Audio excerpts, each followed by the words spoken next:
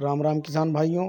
आज जिलाधिकारी जौनपुर सदर तहसील के ग्राम सैदनपुर में फसलों का निरीक्षण करने पहुँचे। धान की फसल का लिया हालचाल और खसराई पड़ताल पर कर्मचारियों से ली जानकारी। आइए सुनते हैं उनसे की गई वार्ताओं के हालचाल। एक इसमें लगा थोड़ा पीछे का है ना, इसमें एक पानी का पत्ता है, पानी का गया था तो भगवान ने हरा भरा ये है, एक पानी का पत्ता नहीं, अब सब्जी बरस जाएगा। धान तो बहुत बढ़िया हो गया साहब, भगवान के पानी। आप आगे आइए। क्या नाम है आपका? हमारा नाम बबली सोनकर। धान को नुकसान तो हुआ नहीं? नहीं, नुकसान नहीं हुआ। भगवान के पानी से साल धान एकदम फर्स्ट क्लास हो गया, किसी किसान को कुछ तकलीफ ही नहीं हुआ। पूरे जनपद में अच्छी बारिश हुई है, बहुत अच्छी, बहुत फसल का उत्पादन भी बढ़ेगा। कम से कम 15-20 साल बाद अच्छी बारिश हुई है। चलिए, और आने वाले गेहूं के लिए भी तैयारी हो जाएगी। ये नमी गेहूं के लिए भी अच्छा रहेगा। चलिए, आप कौन से गांव के हैं? हम लोग फूलपुर। बाकी और कोई दिक्कत तो नहीं? नहीं, कोई दिक्कत नहीं। चलिए, बहुत अच्छा, शुभकामनाएं आपको। धन्यवाद। ये खसरा पड़ताल के लिए दिनांक 29 सितंबर 2024 को मैं जिलाधिकारी जौनपुर और हमारे साथ में उप जिलाधिकारी सदर हैं, नायब तहसीलदार जी और लेखपाल राजस्व निरीक्षक, सब पूरी टीम के साथ यहाँ उपस्थित हुए हैं। मेरा जनपद जौनपुर की समस्त तहसीलों के उप जिलाधिकारी और जो इस कार्य को कर रहे हैं लेखपाल साथी, उनसे अनुरोध है कि आज भी अच्छे से अच्छा कार्य करें, जिससे कि हम लोगों की जो लगातार अच्छा कार्य हो रहा है उसको गति मिल सके। धन्यवाद। किसान भाइयों, खसराई पड़ताल के कार्यक्रम में हमारे जनपद के उत्तर प्रदेश में टॉप 20 में 13 कर्मचारियों ने कड़ी मेहनत के साथ कार्य को पूरा किया, जिससे जिलाधिकारी महोदय ने हमारे कर्मचारियों को प्रशस्ति पत्र देकर सम्मानित किया। साथियों, मैं इस कार्य के लिए डीएम साहब को धन्यवाद करता हूं और आप लोगों को बताना चाहता हूं कि खसराई पड़ताल आप लोग अपने अपने फसलों का ज़रूर कराएं, ताकि भविष्य में आपको किसी भी समस्या या कठिनाई का सामना न करना पड़े। खसराई पड़ताल कैसे होता है, इसको आगे इस वीडियो को पूरा देखें।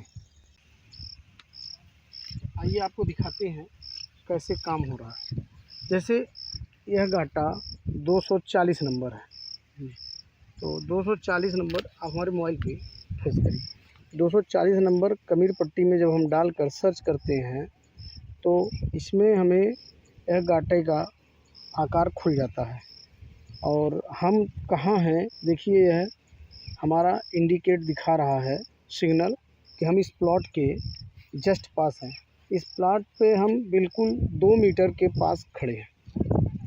इसके आगे जब हम इसको नेक्स्ट करते हैं तो इसमें किसान का नाम और डिटेल खुल के आता है कि कितना एरिया है और किनका है। यह विजय कुमार और सभाजीत जी का है, जिसमें क्षेत्रफल 0.105 एयर है, जो कि लगभग 9 बिस्से के आसपास बनता है। अब इसमें हम देखते हैं कि इन्होंने क्या बो रखा है, दिखाइए इधर। आप इन्होंने टोटल तिल्ली की फसल लगा रखी है पूरे क्षेत्रफल में। तो अब हम क्या करेंगे, आप हमारी स्क्रीन पे ले आइए। अब इसमें हम देखेंगे, जैसे पूछता है कि हमारे पहले ही ऑप्शन में कि land utilized for non agriculture purpose, तो हम क्या करते हैं कि जब हमारा लैंड पूरी तरह फसल से भरा है तो यह पूछा जाता है कि यह कृषि योग्य है कि नहीं है। तो जो यहाँ पर फसल लगी है तो हम इसको नो कर देते हैं। नो करके जब आगे बढ़ते हैं तो फिर ऑप्शन में पूछता है follow best of vacant land, क्या यह खाली और पड़ती भूमि है, तो हम यहाँ भी नो करते हैं और आगे आते हैं।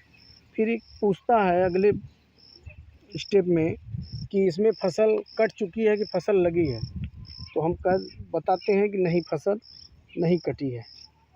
तो आगे फिर इसमें एक ऑप्शन और आता है पेरिनियल। पेरिनियल का अर्थ होता है कि ऐसी फसल जो हमें कई साल तक फल और फूल दे, जैसे कि बाग बगीचे का जिक्र हम इस पे करते हैं। इसमें अगर बाग बगीचा नहीं तो हम आगे बैनियल में देखते हैं। बैनियल में वार्षिक फसलें होती हैं जो साल में एक बार फसल देती हैं, उपज देती हैं।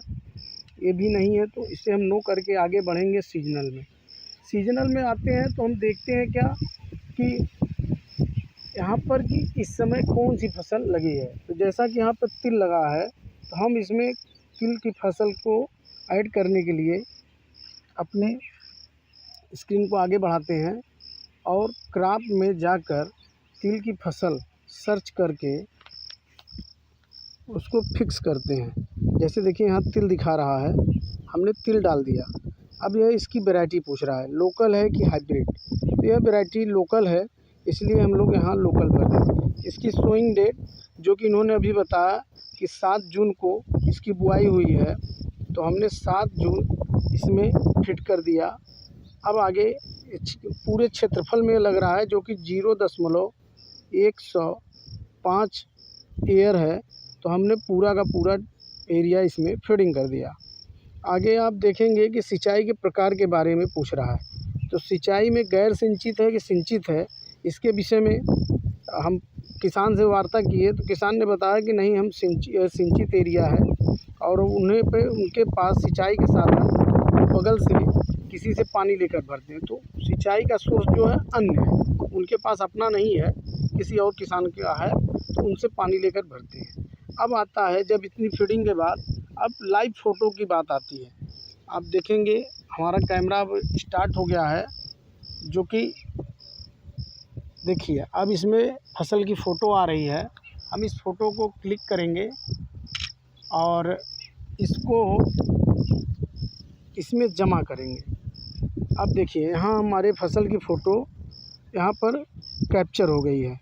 अब आगे हम इसको आगे बढ़ाते हैं तो इसमें तिल इतने एरिया में बोई गई है, यह रिकॉर्ड इसमें सबमिट हो गया।